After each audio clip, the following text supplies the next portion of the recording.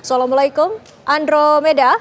Bagaimana ini tanggapan tentang adanya sanksi ataupun denda yang diterapkan kepada warga negara Indonesia di sana, Andro?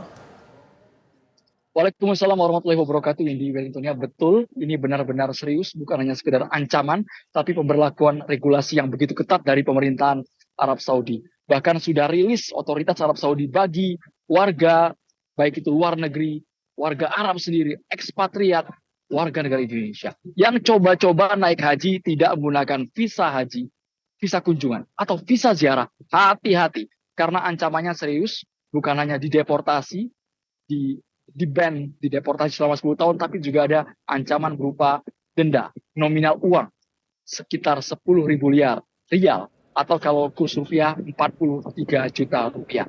Itu untuk individu.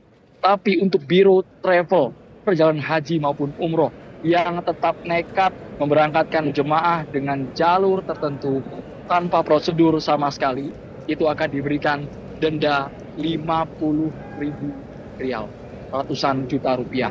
Oleh karena itu sangat ketat karena penerapan aturan ini berlaku dari tanggal 2 sampai dengan 20 Juni 2024. Sepanjang musim haji berlangsung. Dan bukan hanya diperiksa satu kali, Mirsa. Kami harus informasikan karena pemeriksaan secara rutin ini masih dilakukan oleh otoritas Arab Saudi ketika kita sudah menginjakan kaki. Baik itu di stasiun, kemudian di bandara, apalagi sudah tiba di kota suci, di Mekah, di Arafah, di Mina. Pemeriksaan secara rutin akan digelar apakah betul jemaah calon haji tersebut menggunakan visa haji atau non-haji. Secara jelas sudah tertera dalam visa haji. Ada nomor registrasi, kemudian masa berlaku sampai kapan, itu yang akan dicek oleh petugas dari otoritas Arab Saudi, baik itu di Madinah maupun di Mekah. Pantauan kami di Madinah, jemaah haji asal Indonesia sudah berangsur-angsur menuju ke Mekah, baik yang menggunakan moda transportasi bus maupun kereta cepat Al-Haramain. Tapi dari Biro Travel juga mengingatkan kami bahwa paspor dan juga visa merupakan satu kesatuan yang harus dikumpul oleh pemilik ibadah agar itu kolektif ditunjukkan kepada petugas Arab Saudi. Oleh karena itu sekali lagi, memang aturan ini lebih ketat, jangan macam-macam sama sekali karena denda bukan hanya sekedar uang, tapi tidak akan bisa masuk ke tanah suci selama 10 tahun ke depan. Kami berharap ini bukan mau menjustifikasi individu, karena banyak juga jemaah di sini yang cerita, Mas, mereka nggak tahu apa-apa sama sekali. Mereka korban, Mas. Mereka sudah bayar ke Biro Travel, tapi Biro Travelnya yang tidak bertanggung jawab. Ini yang kita hindari sama sekali. Seperti itu, Windy Wellingtonnya laporan langsung dari Madinah, Arab Saudi. Terima kasih, Andromeda Mercury, laporan Anda langsung dari Arab Saudi. Dan kami akan mencoba kembali untuk menghubungi Konsulat Jenderal Republik Indonesia di Jeddah, Bapak Yusron B. Ambari. Assalamualaikum Pak Yusron, apakah kali ini sudah bisa mendengar kami di studio? Waalaikumsalam Mbak Wendy, sudah jelas sekarang.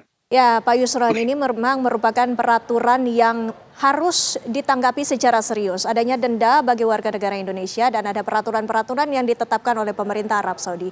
Sebenarnya bisa dijabarkan kembali peraturan-peraturan apa saja yang harus dipahami dan juga diperhatikan oleh warga negara Indonesia di sana? Baik, terima kasih Mbak Windy. Jadi memang pemerintah Saudi telah umumkan bahkan sudah berlaku penegakannya sejak tanggal 2 Juni, jadi sejak tanggal kemarin dan akan berlaku hingga tanggal 20 Juni bagi seluruh penduduk, jadi tidak hanya warga negara Indonesia, seluruh penduduk yang yang berusaha melakukan, yang mencoba melakukan haji tanpa tasrih, maka akan berlaku hukuman sebagai berikut. Yang pertama, bagi pelaku akan terkena denda hingga 10.000 rial. Kemudian bagi warga negara asing akan dideportasi.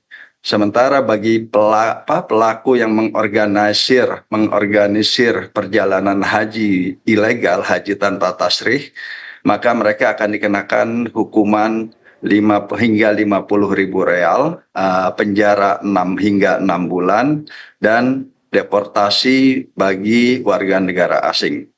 Jadi ini tidak pandang bulu, tidak hanya untuk orang asing, warga Saudi yang melakukan hal serupa juga akan terkena hukuman ini. Pak Yusron, yang perlu kami garis bawahi juga bahwa beberapa jemaah haji yang ada di sana memang bukan ingin melanggar peraturan, tapi mungkin bisa saja ada travel-travel yang nakal begitu. Apa solusinya, Pak Yusron? Bagi kami di sini isu yang kami hadapi adalah bagaimana kita bisa melindungi para WNI yang tertipu, misalkan ya tertipu dengan apa namanya tawaran-tawaran haji non prosedural ini ya. Jadi kami selalu mengkampanyekan sejak awal untuk tidak mudah percaya dengan tawaran-tawaran haji yang belum pasti, karena hanya ada dua tipe visa haji yang memang dianggap sah di sini itu buat warga negara Indonesia. Yang pertama adalah haji melalui Kementerian Agama yang berdasarkan kuota yang diberikan oleh Kerajaan Saudi, yaitu haji reguler dan satu lagi haji khusus. Dan kedua adalah haji mujamalah yang merupakan undangan dari pemerintah Saudi di berbagai negara, tidak hanya dari Indonesia, tapi itu memang fasilitas yang diberikan kepada kedubes Saudi di berbagai negara sebagai alat lobby mereka. Pak Di Yusron, luar itu kita harus hati-hati atas tawaran haji yang ada. betul. Pak Yusron, namun bagaimana dengan jemaah haji yang sudah membayar dan memenuhi peraturan-peraturan yang ada, tapi penyelenggaranya ini justru tidak mematuhi ataupun mengindahkan peraturan yang ada. Apa lantas langkah antisipasi agar kemudian hari tidak terjadi ataupun tidak terulang lagi peristiwa seperti ini? Menurut saya yang paling penting pertama adalah bagaimana warga kita juga menyadari harus pandai dan bijak ya dalam memilih travel haji. Jadi sekali lagi untuk tidak mudah percaya dengan tawaran haji yang tidak melalui prosedur yang benar. Kedua, mungkin ya aparat pengamanan di Indonesia bisa menindak travel nakal, ataupun tidak mesti travel ya Mbak ya. Bisa jadi adalah perorangan. Kasus yang ada sekarang ini adalah orang-orang yang biasa ngurus sendiri dan mereka menawarkan haji itu kepada warga kita. Baik. Terima kasih banyak informasinya kepada kami, Pak Yusron Hambari, atas waktunya juga di Kabar Siang. Assalamualaikum, Pak Yusron.